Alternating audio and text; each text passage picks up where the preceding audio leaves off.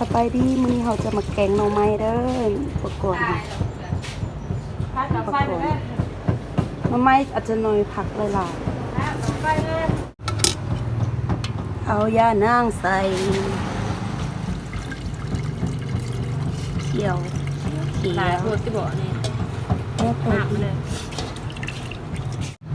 โมเริ่มพูดแล้วเอาเห็ดกับตุ่มใส่ฮ้อน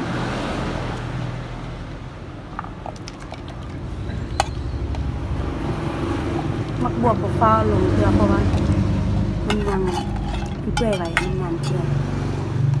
หน่อยต้มไว้จากหน่อย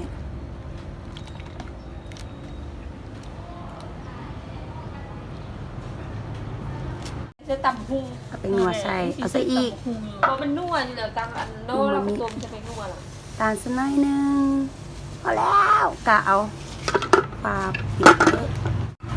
ใส่ข้าวเบื่อเลย เอาบางทีช่วยด้วยหนึ่ง เอา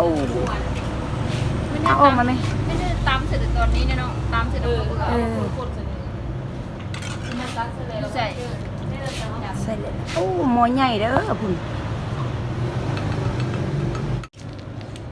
ใส่ปลาเด็กว้าว